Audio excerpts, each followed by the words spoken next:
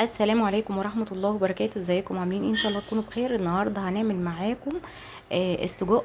ان شاء الله طريقة كويسة جدا وجميلة، طريقة المحلات بقى والمطاعم.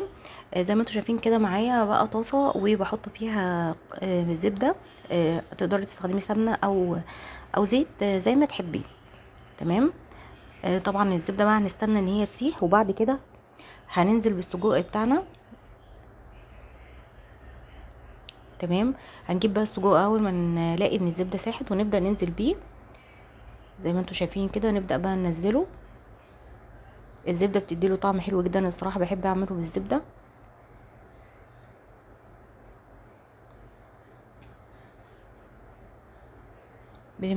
ننزل بقى بالكميه كلها ان شاء الله. يعني الطريقه دي جميله جدا، تقدري تعمليها جنب رز او مكرونه او كمان سندوتشات فينو. الصراحه جميله جدا يعني. انا ما بعملش السجق الا بيها.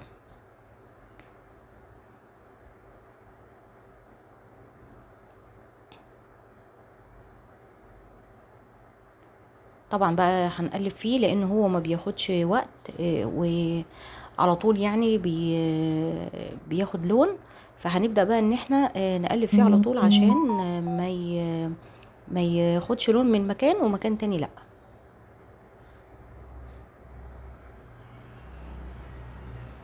بصوا هنا بقى كده هنبدأ نمسكه كده نقلب فيه كده، بدأ بقى ينزل السوائل اللي الموجودة فيه اهو. هنبدأ بقى نقلب كده من تحت لفوق، نقلبه على كل الاتجاهات.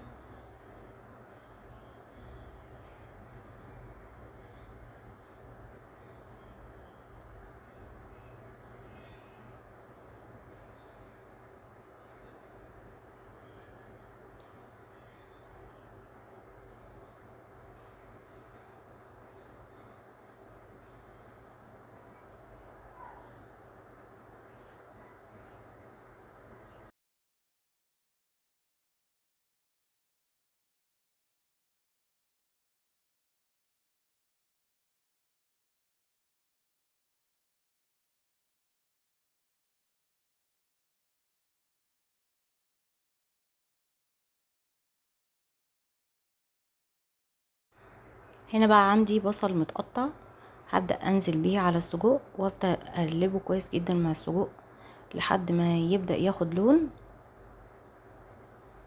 عشان اضيف بعد كده بقية الخضروات. انا محضرة طماطم، محضرة فلفل الوان وفلفل حامي وفلفل رومي، وكمان هحط كمان التوابل بتاعتي. التوابل عبارة عن ايه؟ التوابل بتاعتي عبارة عن فلفل اسمر وملح وبهارات لحمة وبابريكا. كل ده بيعمل له نكهة حلوة جدا وطعم حلو جدا.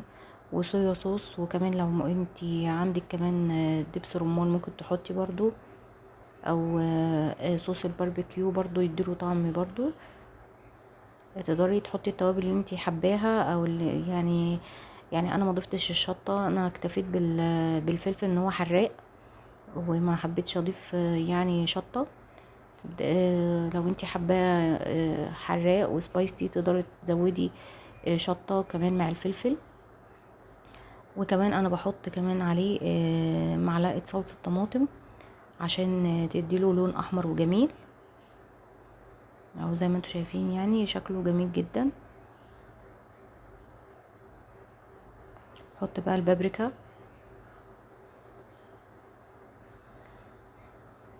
طبعا ايدينا فيه والتقليب شغال، وطبعا ايه بنضيف بقى الخضار على فترات. اهو البصل خلاص دبل معانا، نبدأ ننزل بالطماطم. الطماطم بتاعته لما تكون كتيرة بتنزل فيه صوص، بتخليه طعمه جميل جدا وجوسي كده وطعمه حلو قوي. بيبقى فيه صوص كده، لو ما تيجي تحطيه بقى على الاكل بيبقى طعمه حلو جدا.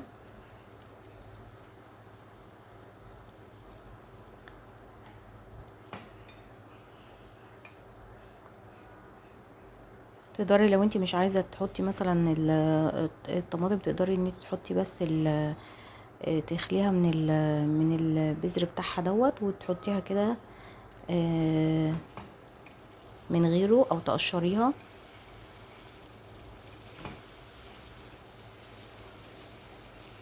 انما هي كده بتنزل بقى الفوائد بتاعتها كلها. طبعا ايدي فيه طبعا اقلبه من تحت لفوق، عشان زي ما قلت لكم يبقى كله واخد سوا واحد. صراحه شكله جميل جدا وحاجه سريعه، وبيبقى طعمه حلو جدا يعني.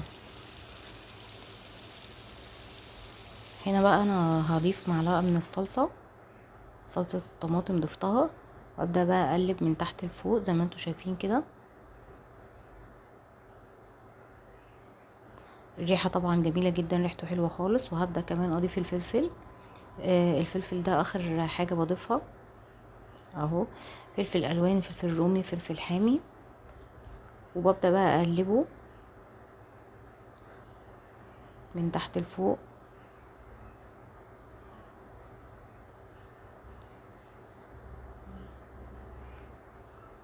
او زي ما انتم شايفين.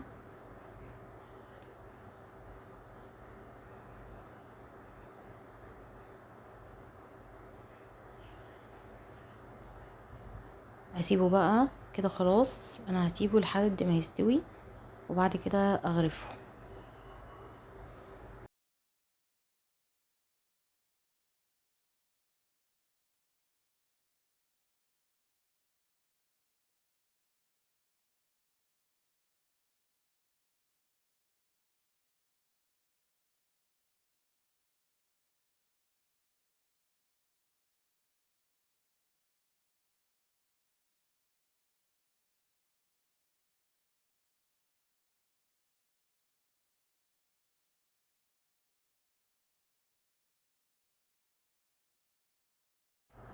وهنا بقى كده خلاص السجق بتاعي جاهز. زي ما انتم شايفين ما شاء الله شكله جميل ويفتح النفس. اتمنى وصفتي النهارده تكون عجبتكم. ما تنسوش الفيديو باللايك، والسلام عليكم ورحمة الله وبركاته.